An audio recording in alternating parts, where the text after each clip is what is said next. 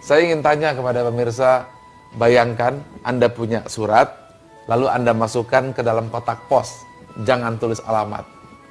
Apa yang terjadi? Amplop itu tidak akan kemana-mana, dan tentu saja tidak pernah sampai ke tujuan. Ibarat diri kita ini adalah amplop, kita juga harus punya tujuan. Kalau kita tidak punya tujuan, maka kita tidak akan kemana-mana. Tujuan adalah gambaran tentang idealisme. Tujuan adalah ibarat gedung sebelum dibangun, yang pertama adalah desain atau gambar. Tanpa gambar, kita tidak tahu apa bentuknya. Begitu juga masa depan kita. Tanpa tujuan, tanpa impian, tanpa visi, kita tidak akan pernah kemana-mana. Ibarat surat atau amplop yang tadi dikirimkan ke dalam kotak pos tanpa alamat di dalamnya. Saya ingin sampaikan kepada Anda kisah tentang seorang pemuda 22 tahun yang mampu mengalahkan Konstantinopel atau Romawi Timur. 1000 tahun Konstantinopel ini tidak terkalahkan. Lalu apa yang terjadi? Ketika masih kecil, Sultan Muhammad Al-Fatih terus ditanamkan oleh gurunya bahwa engkaulah yang akan mengalahkan Konstantinopel.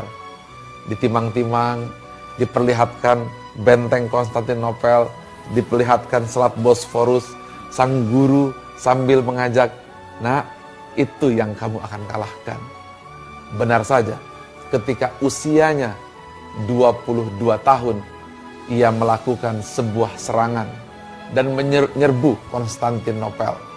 Dan akhirnya Konstantinopel yang begitu kuat ditaklukkan. Anda tahu bagaimana caranya? Gempur berkali-kali tidak berhasil, maka langkahnya adalah 72 kapal laut diangkat naik ke sebuah bukit yang disebut dengan Bukit Galata dan diturunkan ke Selat Golden Horn atau Selat Tanduk Emas. Dan 72 kapal laut tersebut dimasukkan ke dalam Selat Golden Horn. Akhirnya Konstantinopel ditaklukkan dan diganti namanya Istanbul.